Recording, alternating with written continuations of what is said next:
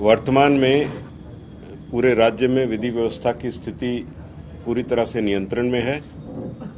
सासाराम और बिहार शरीफ में जो कुछ घटनाएं हुई उनमें अभी तक कुल 109 व्यक्ति जो इन कांडों में संलिप्त पाए गए हैं उनकी गिरफ्तारी हो चुकी है और लगातार हम उन लोगों की पहचान करके गिरफ्तारी का कार्यक्रम जारी रखेंगे। किसी भी ऐसे असामाजिक तत्व को बख्शा नहीं जाएगा और कानून की पूरी ताकत के साथ उनसे निपटा जाएगा। ये निश्चित तौर पे एक प्रयास था राज्य की अमन शांति को भंग करने का, जिसको पुलिस प्रशासन ने, जिला प्रशासन ने मिलकर के इसको विफल किया है और हम पूरी तरह कॉन्फिडेंट हैं कि आगे कोई ऐसी घटना को हम नहीं होने देंगे जिससे कि आम सामान्य शांति व्यवस्था पे कोई प्रतिकूल प्रभाव पड़े। जो ऐसे अंसर हैं समाज में, थोड़े बहुत कहीं ना कहीं हो सकता है कोई ऐसे व्यक्ति हों, उनकी भी हम पहचान करके उनको कानून के दायरे में लाएंगे। धन्यवाद। कितने लोगों की मौत हुई? एक ही व्यक्ति की मौत हुई और वो आपको मालूम है, उसमें भी हमने कांड दर्ज करके गिरफ्तारियां की हैं।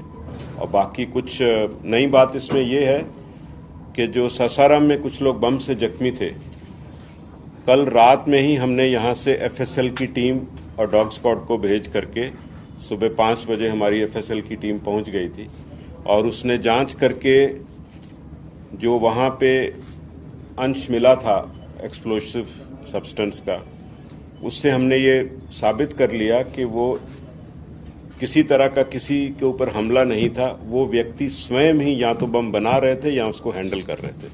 तो वो व्यक्ति जो जख्मी हैं वो अपराधी की कैटेगरी में आए हैं, उनको हमने गिरफ्तार कर लिया, उनका इलाज चल रहा है। जब वो बेहतर हो जाएंगे, हॉस्पिटल से छूटेंगे तो वो जेल जाएंगे।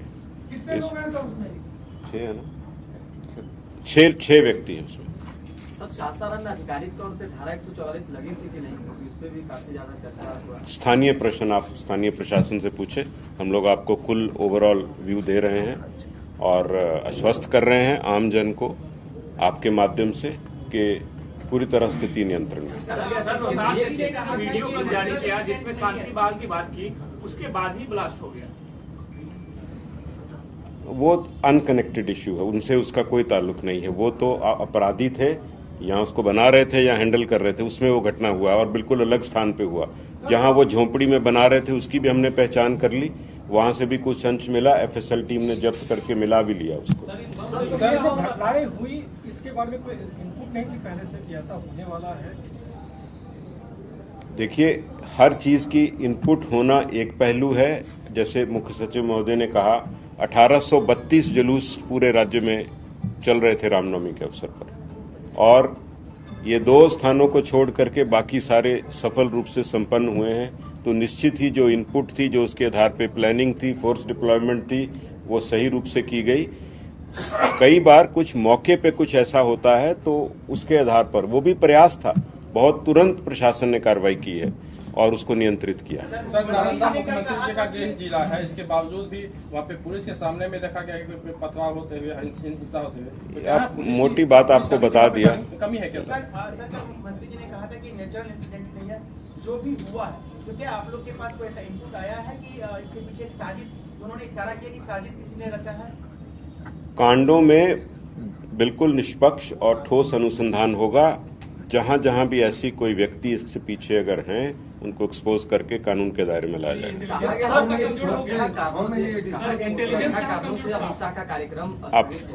Sir, how many additional forces have been deployed for these, festivities and all this? And second thing, sir, is there any additional paramilitary forces which were asked by? सो रामनवमी के अवसर पर हर वर्ष कुछ अतिरिक्त बल, केंद्रीय बल मांग किए जाते हैं। उसी के तहत इस बार भी कुछ मांग किए गए हैं और ये घटना के बाद भी हमने कुछ कल रात्रि में भी मांग की थी। उसमें हमको 4 कंपनी और बल मिला है देर रात्रि में, जो आज दिन में पहुंच गया है। सर, क्या बिहार पुलिस सोशल मीडिया पर भी? आपने एक और बात पूछा था। हाँ, I just asked कि was there any specific additional demand from the state government? नहीं, सामान्य जो हम हर रामनवमी के पर्व के समय पे करते हैं उसी रूप में था। एडिशनल इस घटना होने के बाद हमने कुछ कंपनी मांगी, उसमें 4 रात में मिली। Sir, today we were informed by the Union Home Ministry that additional paramilitary forces have been, asked or required by the state government, which we are sending. वो 4 कंपनीज उसमें हैं जो कल रात का जो हमने रिक्विजिशन किया था उसमें 4 कंपनी उन्होंने भेजी है जो आज दिन में पहुंची। सर, एक वीडियो कल पटना के मनेर शरीफ का भी आया था सामने, उस सब पे कार्रवाई होगा, आप निश्चिंत रहें। एक वीडियो का एनालिसिस और कार्रवाई होगा। सर, क्या ऑर्गेनाइजर्स ने परमिशन दिया था, क्या उनकी भी जांच होगी कि जो सब चीज की जांच होगी, कोई बख्शा नहीं जाएगा, आप देखते जाइए। बिना लाइसेंस के कोई जुलूस थे क्या, जो कि was there any जुलूस which was without license? they were taking नहीं, सब जुलूस को विधिवत लाइसेंस और उसमें निर्धारित शर्तें होती हैं लाइसेंस की, उसके तहत हैं। लेकिन हाँ, कहीं अगर उल्लंघन है वो सब की तो जांच होगी, सब चीज फुटेज की जांच होगी, आपको बताया जाएगा ड्यू कोर्स। अब मैं अपर मुख्य सचिव मुख्य सचिव महोदय से एक सवाल है, 144 लगा था या नहीं, इसको लेकर के कंट्रोवर्सी है, तो आप लोग स्थिति स्पष्ट कर दें कि क्या लगा था या नहीं। देखिए, ये बता दिया गया कि स्थानीय प्रशासन से स्थानीय मुद्दे पूछे जाएं। इस प्रेस कॉन्फ्रेंस में हम लोगों ने यहाँ पर राज्य की स्थिति आपको बता दी है और जो तैयारियां थी और जो स्टेप लिए गए, जो गिरफ्तारियां हुआ वो बता दी हैं। धन्यवाद, थैंक यू।